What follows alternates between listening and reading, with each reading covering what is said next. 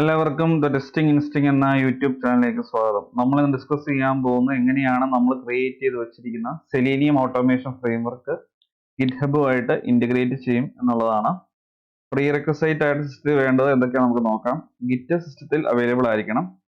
Git ഉണ്ടോ എന്ന് check ചെയ്യാൻ വേണ്ടി കമാൻഡ് പ്രോംപ്റ്റ് ഓപ്പൺ ചെയ്ത ശേഷം ഗിറ്റ് സ്പേസ് -v എന്നുള്ള കമാൻഡ് എൻ്റർ ചെയ്യുക. ഗിറ്റ് ഓൾറെഡി അവൈലബിൾ ആണ് എന്നുണ്ടെങ്കിൽ ഗിറ്റിന്റെ വേർഷൻ ലിസ്റ്റ് ചെയ്യും. എൻ്റെ കേസിൽ ഗിറ്റ് ഓൾറെഡി അവൈലബിൾ ആണ്. നിങ്ങളുടെ കേസിൽ ഗിറ്റ് ഇല്ല എന്നുണ്ടെങ്കിൽ അത് ഡൗൺലോഡ് ചെയ്യുക. അടുത്ത പ്രീ റിക്വസൈറ്റ് ആയിട്ട് വേണ്ടത് ഗിറ്റ്ഹബിൽ ഒരു അക്കൗണ്ട് ആണ്. ഞാൻ ഓൾറെഡി എൻ്റെ ഗിറ്റ്ഹബ് അക്കൗണ്ടിലേക്ക് ലോഗിൻ ചെയ്തിട്ടുണ്ട്. ഓൾറെഡി ഇതിൻ്റെ അകത്തൊരു റിപ്പോസിറ്ററി ഉണ്ട്.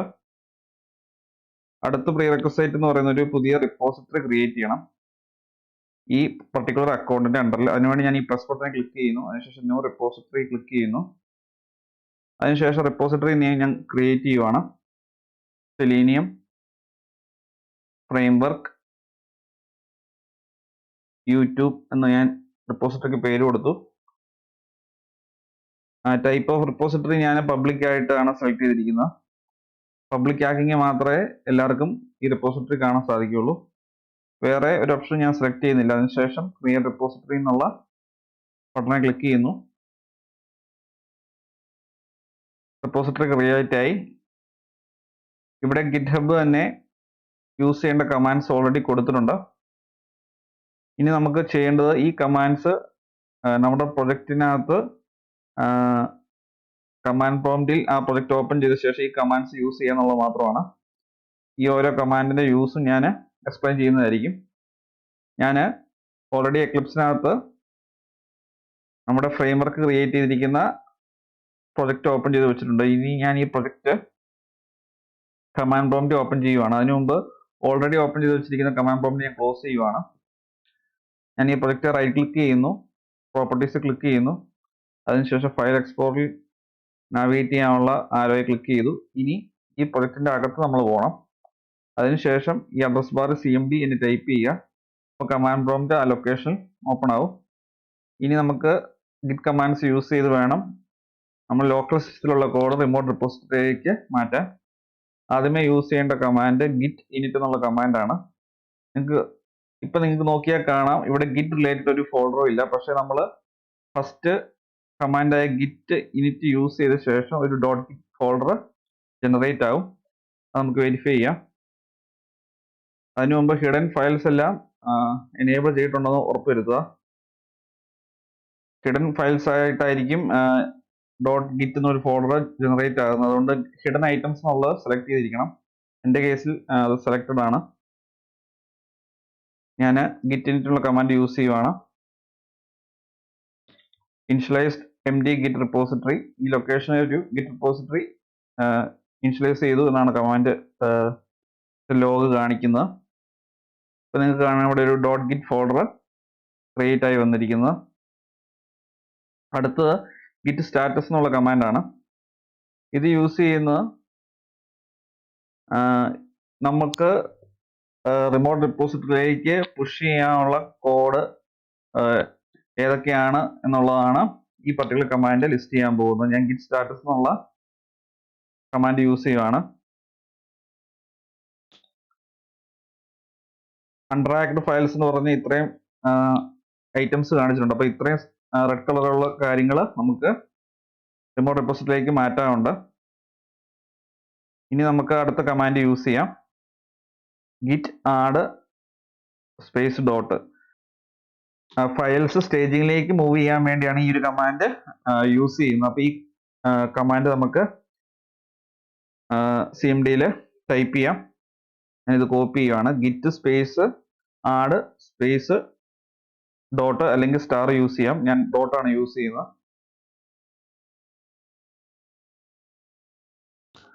ഇപ്പൊ സ്റ്റേജിങ്ങിലേക്ക് ആഡ് ചെയ്തു. ഇനി നമുക്ക് പ്രീവിയസ് കമാൻഡ്സ് യൂസ് ചെയ്യണമെന്നുണ്ടെങ്കിൽ അപ്പ് ആരോയോ ഡൗൺ ആരോയോ യൂസ് ചെയ്താൽ മതി.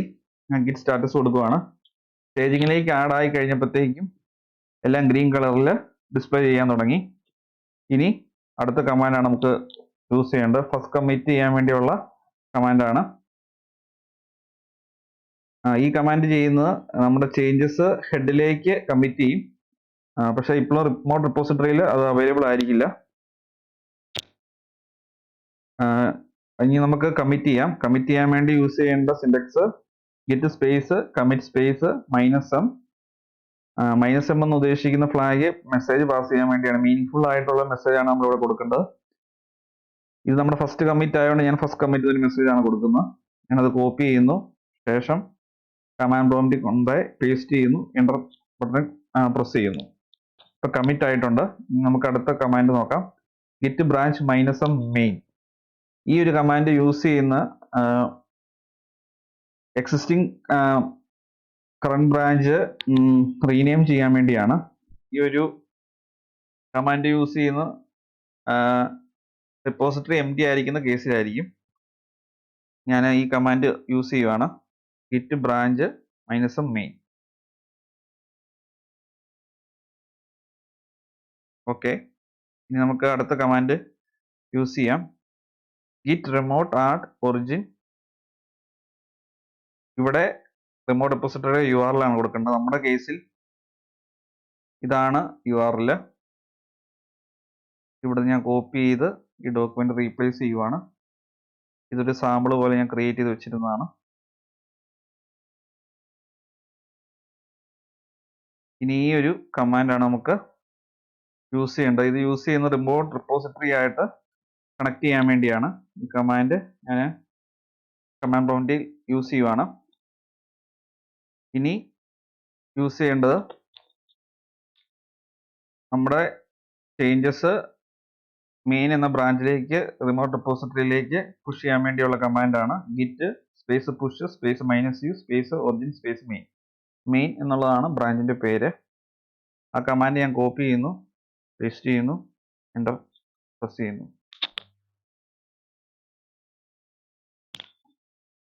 ഇപ്പം നമ്മുടെ ചേഞ്ചസ് റിമോട്ട് റിപ്പോസിറ്ററിയിലേക്ക് മാറിയിട്ടുണ്ട്. ഇനി നമുക്ക് ഈ ലിങ്ക് റിഫ്രഷ് ചെയ്ത് നോക്കിക്കഴിഞ്ഞാൽ നമ്മുടെ കോഡ് ഈ പർട്ടിക്കുലർ റിപ്പോസിറ്ററിക്കകത്ത് അവൈലബിൾ ആയിരിക്കും. ഞാൻ ഈ പേജ് റിഫ്രഷ് ചെയ്യുവാണ്. നിങ്ങൾക്ക് കാണാം നമ്മുടെ ലോക്കൽ പ്രൊജക്റ്റിനകത്തുള്ള എല്ലാ ഫോൾഡേഴ്സും അതേപടി ഇപ്പോൾ ഈ റിമോട്ട് റിപ്പോസിറ്ററിക്കകത്ത് അവൈലബിൾ ആണ്. ഞാൻ ഈ റിപ്പോസിറ്ററിയുടെ ലിങ്ക് ഈ വീഡിയോയുടെ ഡിസ്ക്രിപ്ഷനിൽ ഇടുന്നതായിരിക്കും. നിങ്ങൾക്ക് ഈ റിപ്പോസിറ്ററി ക്ലോൺ ചെയ്ത ശേഷം നിങ്ങൾക്ക് നിങ്ങളുടെ ഐഡിയയിലേക്ക് ഇമ്പോർട്ട് ചെയ്യാൻ സാധിക്കും. അപ്പോൾ നിങ്ങൾക്ക് കോഡിൽ എന്തെങ്കിലും ഡൗട്ട് ഉണ്ടെങ്കിലും ഈ പർട്ടിക്കുലർ റിപ്പോസിറ്ററി വന്ന് വെരിഫൈ ചെയ്യാൻ സാധിക്കും. പക്ഷെ കൺസെപ്റ്റ് മനസ്സിലാക്കണമെന്നുണ്ടെങ്കിൽ നിങ്ങൾ വീഡിയോ കാണാൻ ശ്രമിക്കുക. കൺസെപ്റ്റ് മനസ്സിലാക്കാതെ നേരിട്ട് കോഡിലേക്ക് വന്ന് കോപ്പി പേസ്റ്റ് ചെയ്താൽ നിങ്ങൾക്ക് കാര്യങ്ങൾ മനസ്സിലാകണമെന്നില്ല. കാര്യങ്ങൾ മനസ്സിലായില്ല എന്നുണ്ടെങ്കിൽ ഉറപ്പായിട്ടും നിങ്ങൾ സെലീനിയം ഫ്രെയിംവർക്കിലെ പ്ലേലിസ്റ്റിലേക്ക് വന്ന് ആ കൺസെപ്റ്റ് മനസ്സിലാക്കുക. അതിനുശേഷം ഫ്രെയിംവർക്കിലെ കോഡ് കോപ്പി പേസ്റ്റ് ചെയ്യുക. അപ്പോൾ എല്ലാവർക്കും എങ്ങനെയാണ് പ്രൊജക്റ്റ് ലോക്കൽ സിസ്റ്റത്തിൽ നിന്ന് റിമോട്ട് റിപ്പോസിറ്ററിയിലേക്ക് മാറ്റുന്നത് എന്നുള്ളത് മനസ്സിലായെന്ന് പ്രതീക്ഷിക്കുന്നു. ഗിറ്റ് അവൈലബിൾ ആയിരിക്കണം. ഗിറ്റ്ഹബിൽ അക്കൗണ്ട് വേണം. അതിനുശേഷം റിപ്പോസിറ്ററി ക്രിയേറ്റ് ചെയ്യണം. അതിനുശേഷം ഗിറ്റ് കമാൻഡ്സ് യൂസ് ചെയ്ത് വേണം നമ്മുടെ ലോക്കൽ സിസ്റ്റത്തിലെ പ്രൊജക്റ്റ് റിമോട്ട് റിപ്പോസിറ്ററിയിലേക്ക് മാറ്റാൻ. ഗിറ്റിനെ കുറിച്ചുള്ള ഒരു വീഡിയോ ഞാൻ ഓൾറെഡി ചെയ്തിട്ടുണ്ട്. അതിൻ്റെ ലിങ്കും കൂടെ ഞാൻ ഈ വീഡിയോയുടെ ഡിസ്ക്രിപ്ഷനിൽ ഇടുന്നതായിരിക്കും. അപ്പം ഈ വീഡിയോ എല്ലാവർക്കും ഉപയോഗപ്രദമായെന്ന് വിശ്വസിക്കുന്നു. ഈ വീഡിയോ ഇഷ്ടമായെങ്കിൽ തീർച്ചയായും ചാനൽ സബ്സ്ക്രൈബ് ചെയ്യുക, വീഡിയോ ലൈക്ക് ചെയ്യുക, ഷെയർ ചെയ്യുക, അതുപോലെ ഡൗട്ട്സ് ഉണ്ടെങ്കിൽ കമൻറ്റ് ചെയ്യുക. അതുപോലെ നോട്ടിഫിക്കേഷൻ ബെല്ലൈക്കൻ കൂടി എനേബിൾ ചെയ്തേക്കുക. എങ്കിൽ മാത്രമേ പുതിയ വീഡിയോസ് അപ്ലോഡ് ചെയ്യുമ്പോൾ കറസ്പോണ്ടിങ് നോട്ടിഫിക്കേഷൻ നിങ്ങൾക്ക് ലഭിക്കുകയുള്ളൂ. Thanks for watching and keep learning.